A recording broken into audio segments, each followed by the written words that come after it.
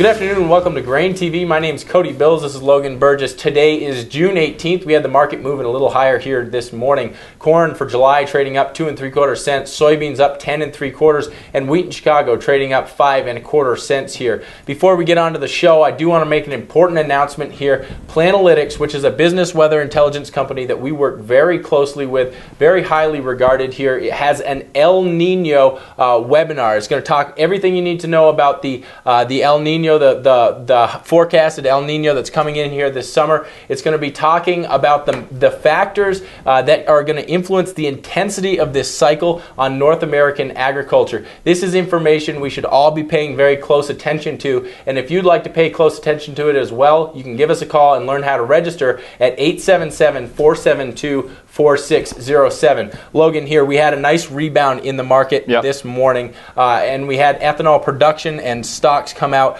Did that influence the trade? You know, it really didn't give a great bounce to the corn market, even though we saw an exceptional week in terms of ethanol production. Take a look here at this slide we've been watching throughout the marketing year. Red bars are weekly production. The black line is what we saw last week. And as you can see, today's red bar, the strongest weekly production that we've seen this marketing year, and even the strongest weekly production ever for the ethanol sector. So a very strong week in terms of production, but as I said, did very little to support the corn market. If we take a look here at the quotes again, corn only up about 3 cents there on the July contract. You know, China has been in the news here rejecting DDGs, right. That, you know, obviously because of some traits here, but how is that going to affect ethanol production going forward? Well, you know, let's take a look here at this slide. Each week in the ethanol production, they do detailed domestic DDG prices, and as you can see here, we're now below $300 a ton for DDGs in Iowa, and as you can see, this is well below where we saw them early in the month of April. So right now, that there is some concern about DDG demand, but if we look at what that's doing to the actual ethanol crush margin, it has backed ethanol crush margins off a bit, but historically, ethanol crush margins are still very good. So the incentive is going to remain there for ethanol facilities to be buying quite a lot of corn,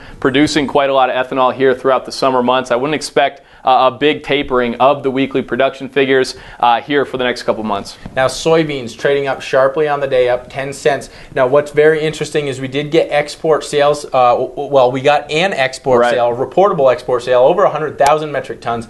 It actually came in at 140,000 metric tons of old crop soybeans. This is very important simply because we haven't had a lot of old crop weekly totals that add up to 140,000. Today we got one. I think that has a lot to do with the fact that soybean prices have been coming off in the last week. That has triggered some export sales here this morning, clearly by that sale. Now tomorrow we do have export numbers. It's expected for wheat to come out between 350 and 500,000 metric tons, corn to come out between 300 and 500,000 metric tons in the old crop, and soybeans between minus 100,000 and plus 100,000 metric tons in the old crop. You know, today we had 150,000 in one day. It's going to be interesting to see if we get positive sales there. We're already running 103 million bushels ahead of pace to meet USDA expectations. That export sales report is going to be coming out tomorrow at 7:30 Central Time. We'll be in here in the office tweeting about that report as it comes out. You can find us over on Twitter. At GrainTV is how to follow us there. As Cody said, if you're interested in attending the El Nino webinar put on by Planalytics, please call the office, 877-472-4607. In general, that's what we saw here today for the grain market on a Wednesday. We'll see you back here tomorrow for the export sales report.